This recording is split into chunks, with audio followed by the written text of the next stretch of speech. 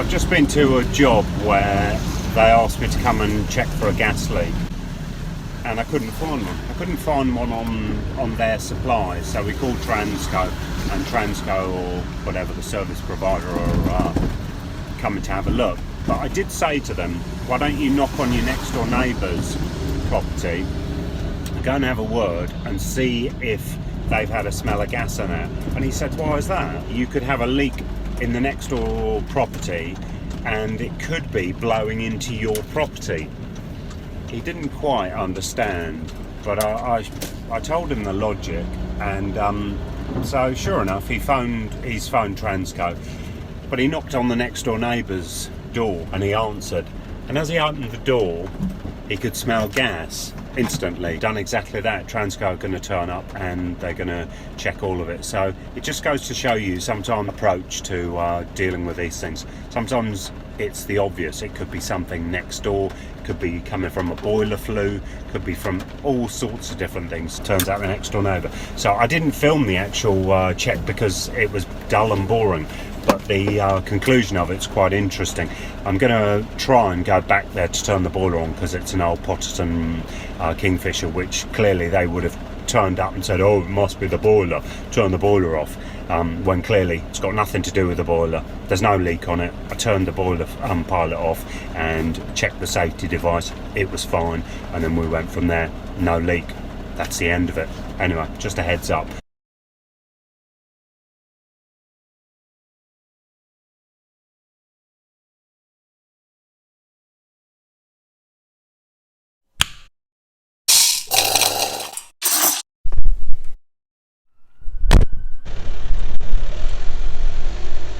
Let's go to work.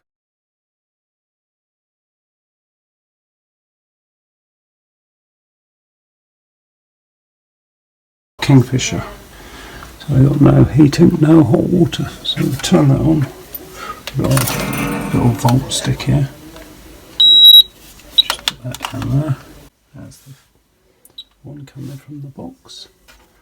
Turn it all on. And now we just wait. Valves are going to move.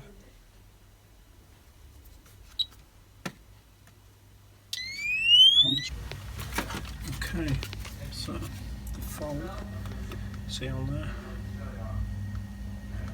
there are several different positions, and whoever had turned it back on from National Grid or whatever left it on the wrong setting. So it needs to go in that setting, otherwise you don't get one of these.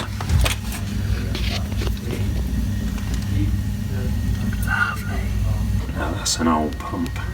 No, that's us. So Kingfisher. Put the cover back on. So we've got a Valent. Looks like a 430, and it's showing F83. Tell you what, I'll press the reset. Cleared the fault. Go to temperature. I'll go right down first of all. Always run it as low as possible first of all. 40, 35. Okay. Let's go and have a look at it. Yeah. Okay, so we got an air. Well, this probably was the old. This probably was the old airing cupboard here. So here we've got a controller, programmer, one motorised valve, two motorised valves, three. Got a pump, so the pump runs out and then splits here. Automatic air vent and the valves. So these are all closed. Yeah. So let's do the hot water. Let's do continuous. So, that one closed, that one's open.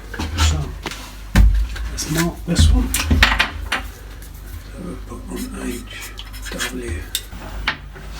Pump's running. I can hear water.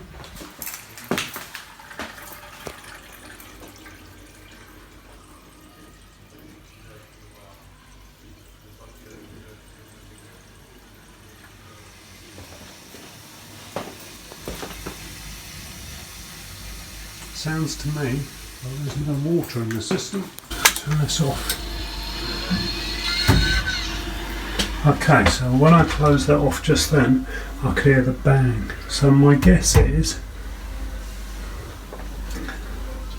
there's no bypass on this. So we're almost landing here, and clearly this was the old airing cupboard here. So some bright spark is shoehorned in an old hot water cylinder. I mean, how that's ever going to satisfy the hot water demands.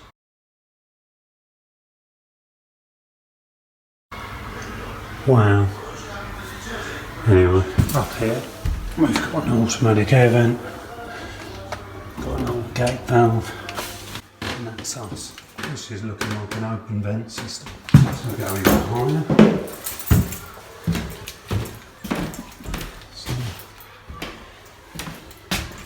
So we're on the top floor now. Check to see if there's any water in the system. Oh, there's water in it.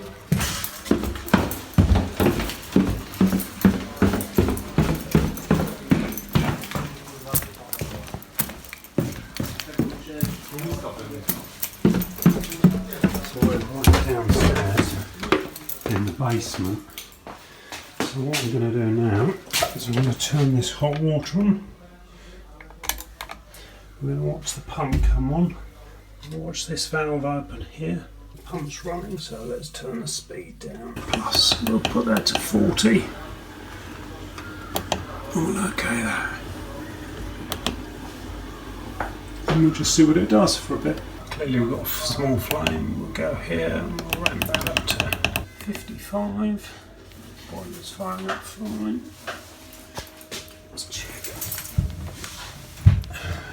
We're on the top. Okay. Flow and the return seem to be getting hot. Okay, so if I turn this off, you'll see what happens. That'll go off. That'll close. There you go. There's your bang.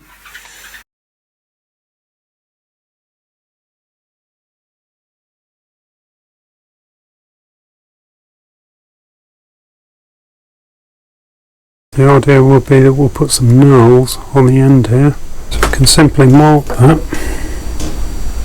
by doing this. Yep. So we want all this knurled out. Yep. That's our finish.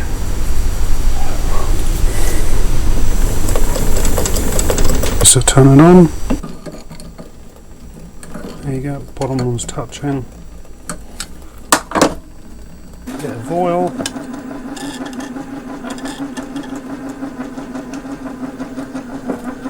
Yeah. Back to, yeah, down a bit.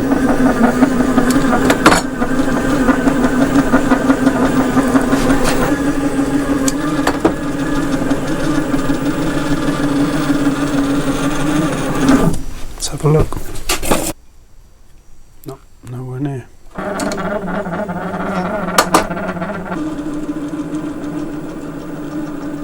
Boring out the centre.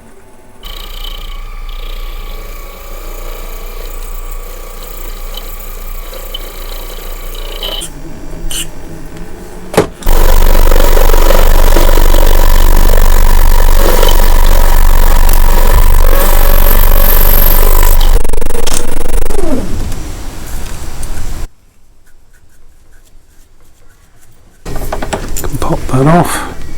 That's what it's called in engineering terms, a smidgen off the front. I think that is it. Just have a quick look. Pretty sure that that's going to be okay actually.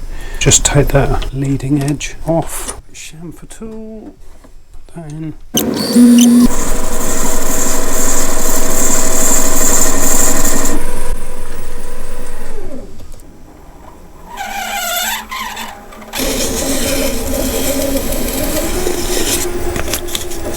Polish up.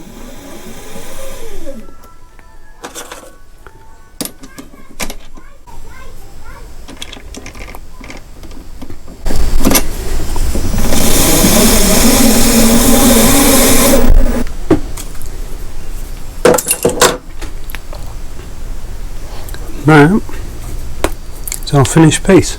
So which do you prefer?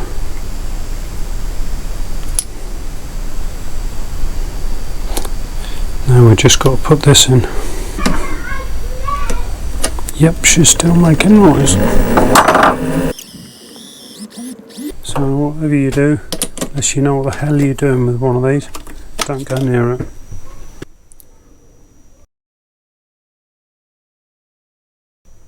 Okay, pleased with that. So we'll just put these bits back on. So we've got one O-ring there.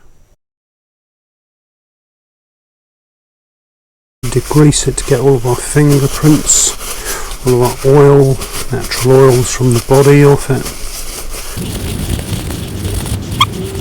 Can't believe I just dropped this, so I'm going to do a bit of touch up here. Shit, not happy. I did all of this work and it fell. Have it completely. This is our Toyota Special Pearl White Blizzard Tinted Clear for a car I sprayed a while back.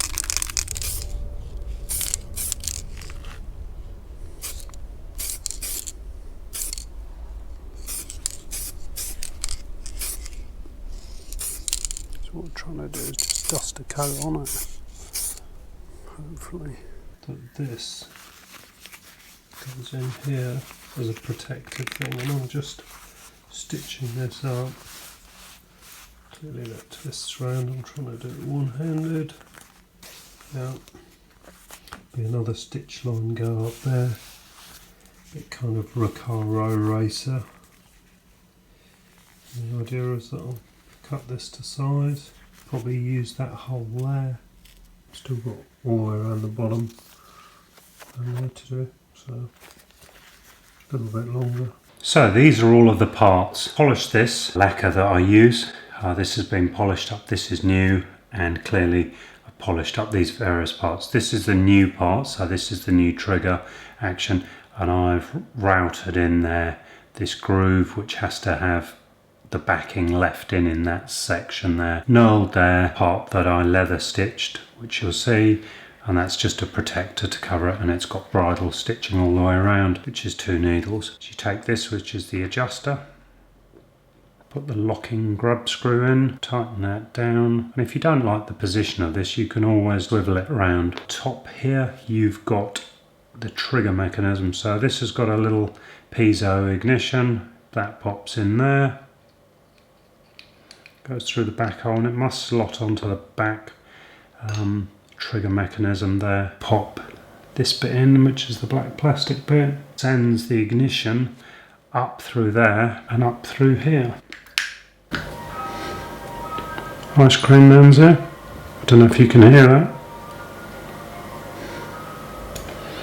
You can always tell when someone's here. So then we pop this in here.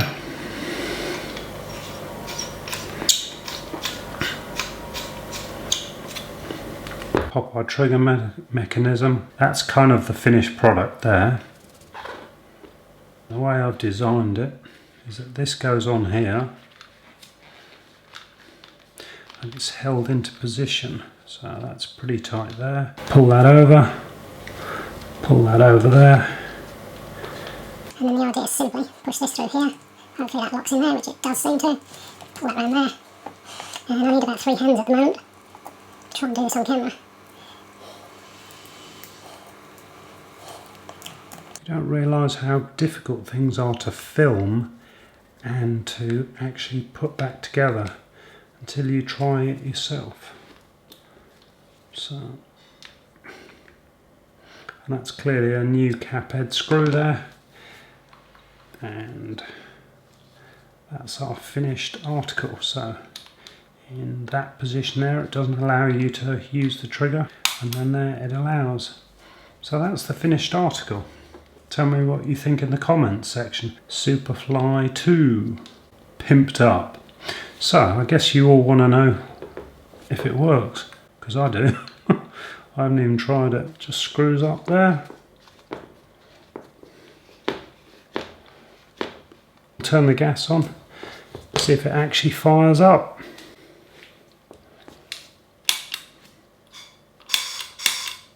Got to let the gas come through. Push our button. We can turn that down. So that's the Super.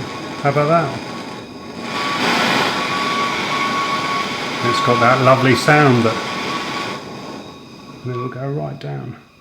So my idea behind this, I don't like to use the cylinder with it because it's quite weighty, this in itself, and then you add that. It's quite strenuous on my elbow, so that's why I don't. So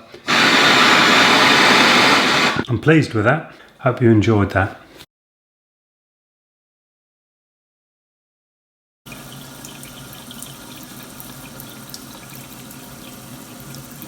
Also, customers complaining that when you put this diffuser on, it's spurting out. Well, there's a lot of scale there, isn't there? So we've got a complaint here of cold water. It's fine. Hot water, not so great. Just double check what we got in it. Oh, we got an instant heater on that. Combination valve here for the MEGAFLO. Pressure release there. Underfloor heating at the back. Zone valves, timer. And then you go through there. That's where our MEGAFLO is. And that's got its own pressure release valve. And of course you can't see any of this, so let's go outside. Well no, I can't even see that because it's a terraced house. So we're all agreed that that's pretty rubbish, yeah?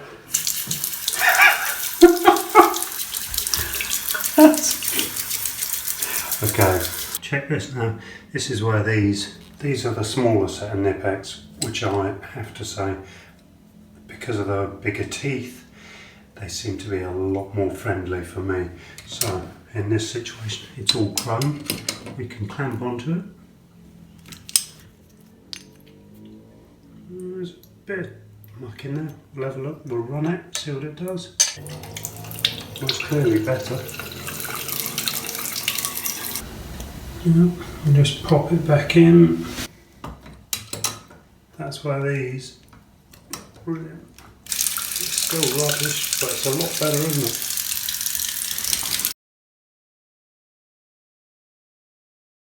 So I'm just taking this out of there, and what I'm going to do, so we'll just put a bit of this DESCALE I use. It's really gentle, so we'll just pop that in there, and you can see it straight away, it's fizzing away. And it won't damage the chrome. So I'll just throw this one in there as well. So I'm going to shut off the cold mains, which goes to the hot water cylinder. This tap here, and I'm going to run that. Okay, so hopefully that's the hot. I'll open this tap. I'm going to keep doing that. Put the air back into this. Doing a little trick with the claw spanner or whatever you want to call it. Now we can go and do something else. Okay, so water stopped coming out of here. It's gone quiet. So now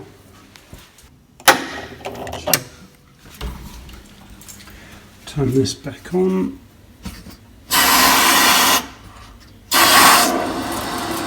So that's a lot better now. Now we can put this back together. Screw that back on and let's have a look, see if it looks any better and if it performs any better. So cold, definitely a lot nicer, a lot more streamlined, isn't it?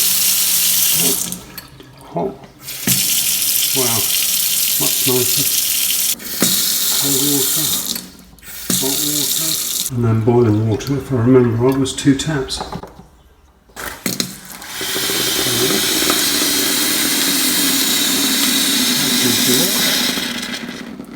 Clearly you want to make sure your hands are well away from that when it comes out. The middle floor, plenty of pressure there. A little bit set off, pop it back in, see if it makes any bloody difference. What do you think? And you never know until you see somebody do it, and then you go, oh, it did or didn't work. pleasantly surprised though, wasn't I? I knew there was enough flow. That's a bit better, isn't it? So he complained that there was no pressure now. Just turn it on. It's on quarter now. And that's coming through fine. So I'll tell you what, I'll try and turn it on full without spilling. Not too shabby at all, is it? Okay, so I'm pleased with that. I can leave the Molten Brown lodges. Easy clean. Glass in the same sentence. In my wisdom I thought, what the hell?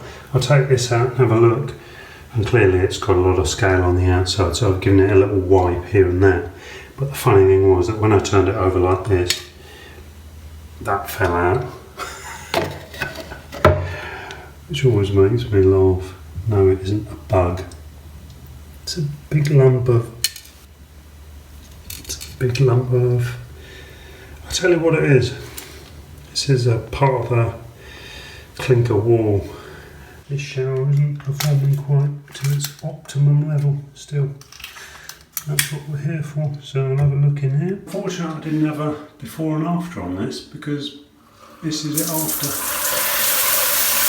Decent work, for sure. My job here is done. Thanks for watching.